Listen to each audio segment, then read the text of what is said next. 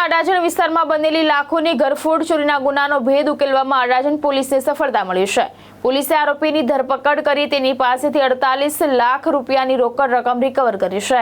અડાજણ વિસ્તારમાં 18 મેના રોજ ઘરફોડ ચોરીની ઘટના બની હતી। રાત્રિના 3 વાગ્યાના સમયે અજાણ્યા ચોરોએ ઘટનાને અંજામ આપ્યો હતો।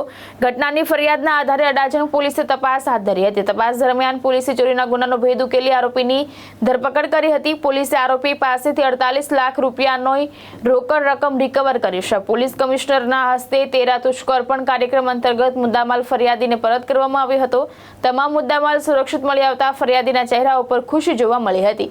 ફરિયાદીએ સફળ તપાસ બદલ પોલીસ ટીમનો આભાર વ્યક્ત કર્યો હતો। અડાજણ પોલીસે આરોપીને સાથે રાખી સમગ્ર ઘટનાનું રિકન્સ્ટ્રક્શન પણ કર્યું હતું।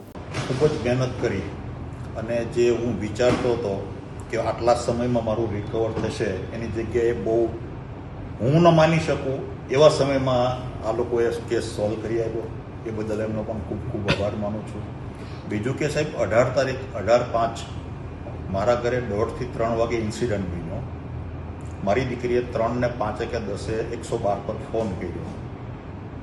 ફોનમાંથી સીધો 112માંથી એવું કહેવામાં આવ્યું કે તમારો ફોન કન્ટિન્યુ ચાલુ રાખજો, અમે 5 મિનિટમાં ત્યાં પહોંચીએ છીએ। અને સાહેબ 5 મિનિટમાં PCR વાન ત્યાં આવી ગઈ। પણ એકચ્યુઅલી તો સ્ટ્રેસમાં હતો, સાહેબે મને સાંત્વના આપી પણ મને વિશ્વાસ નહીં હતો સાહેબ, દિલથી કહું તો એમ છતાં એમને કીધેલું એ કરી બતાવ્યું એ બદલ એમનો પણ ખૂબ ખૂબ અભિનંદનને પાત્ર છે એમની ટીમ। એમ કે લોકોમાં એક પોલીસની વર્ષો અગાઉમાં એવું માન્યતા આપણે હતી કે પોલીસ હંમેશા ક્રાઇમ બને પછી લેટ આવતા હોય એમ, પણ મારા કેસમાં હું દિલથી એવું કહી શકું કે તમે જ્યાં સુધી અનુભવ નથી કર્યો પોલીસનો ત્યાં સુધી તમને ખ્યાલ નથી કે આ લોકો કેટલી સ્પીડમાં ને કેટલું ફ્રેન્ડલી વાતાવરણમાં સરસ કામ કરી આપે છે આપણને। ખૂબ ખૂબ આભાર બધાનો, આપનો અને આપની ટીમનો। ભાવેશ ઉપાધ્યાય, દ્રષ્ટિકોણ ન્યૂઝ, સુરત।